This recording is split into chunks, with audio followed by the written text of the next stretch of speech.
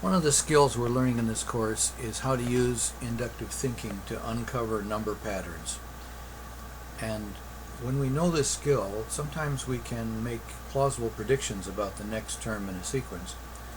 I'm going to use a program called ASKNEXT, and the program chooses from among about 12 different sequences, but doesn't tell you which one it is, and then it will display 5 numbers. Your job is to figure out what the next term in the sequence is. I'm going to show you some techniques that might help you to do this, and we'll do it together. So let's begin.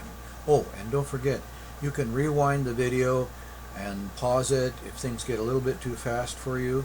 So, and like all of the things in this course, I want you to remember that the program is really optional. What is important is that calculator between your ears. So let's use that one.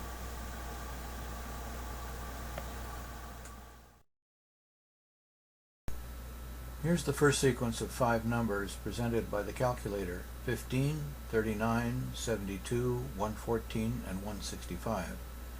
By looking at these differences between the terms, we see that what comes out is an arithmetic sequence, where each term has been obtained from the previous one by adding 9. Let's use that idea now to reconstruct the next term in the original sequence. 51 plus 9 is 60, 165 plus 60 is 225. Well, let's see what comes next now. By adding 9 to 60, we get 69, 225, and 69 is 294. And there it is. Let's try the same technique on this new set. See what happens. First row of differences, 44, 64, not an arithmetic sequence. But the next one is arithmetic, and we see the differences are 2. Now we can finish our reconstruction. Let's try another one now. See what we've got. Alright, writing them horizontally, we do the differences: 32, 52, 80, 116, not an arithmetic sequence, 20, 28, 36. The differences are 8. Now we can proceed to reconstruct backwards up to 464. Let's continue and see what comes after 464.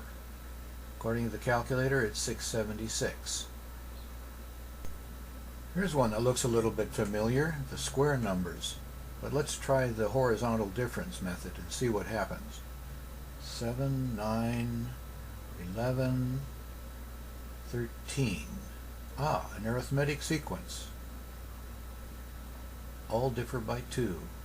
Working backwards, 15, 64. Let's see what comes after 64. 81. Hey, this is fun. Let's continue again. Then 100, and so on. Let's see what comes next now. Oh, you might recognize these as cubic numbers.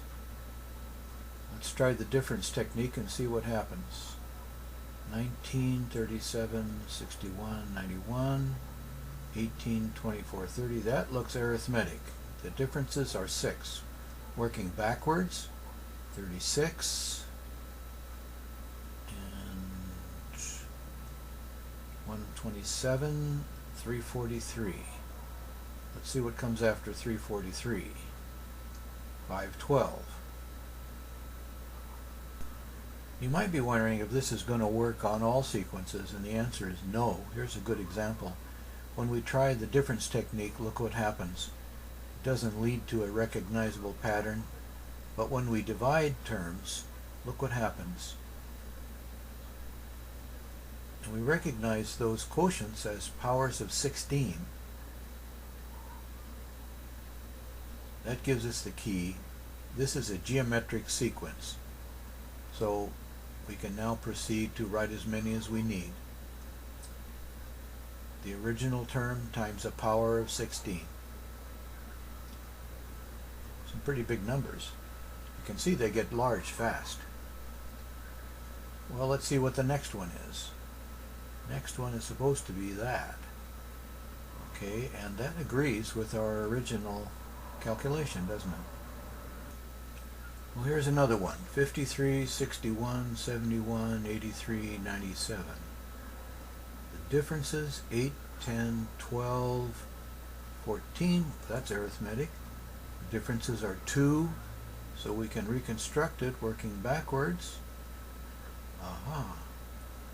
So what we have here are all prime numbers. We've got a subset of the primes. It comes from Euler. He left us a formula for producing some prime numbers. But notice that when n is 41, you get what turns out to be not a prime number. But we can still generate a subset of the primes, so let's continue. The next one is going to be 131. So let's see what the program says.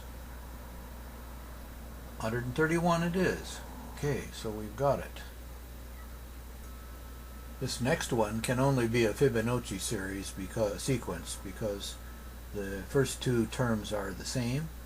Notice how each succeeding term is generated by adding the previous two terms. That's a definite tip-off. So that one shouldn't be so hard. Here are the last two terms, 80 and 130, we're going to look at. And the program generates those numbers. 130. So, let's continue. 45, 66, 91, 120, and 153 are hexagonal numbers. And we can see that underlying it is an arithmetic sequence. So we can construct succeeding numbers, 190, and the calculator will confirm the next one after 190 is 231. 276.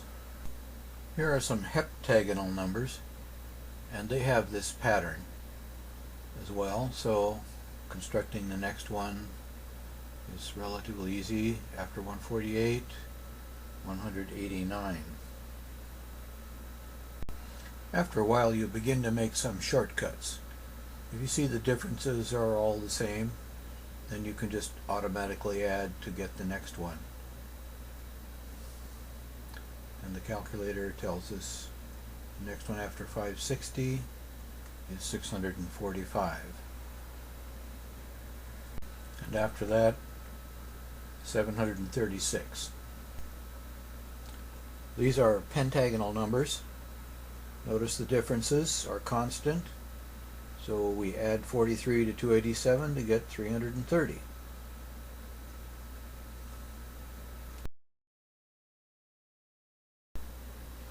This last sequence is a set from the non-agonal numbers, and this set yields to the difference process. You can see an arithmetical sequence with differences of 7, and so we can get the next term very easily. There you have it. In this video we've looked at a number of sequences. Most of them can be analyzed using the difference method. The Fibonacci sequence and the geometric sequence each have special methods, but I hope you've learned something about it, and you now can see how you could use the program ASKNEXT to give you some practice in analyzing these 12 or so sequences we studied.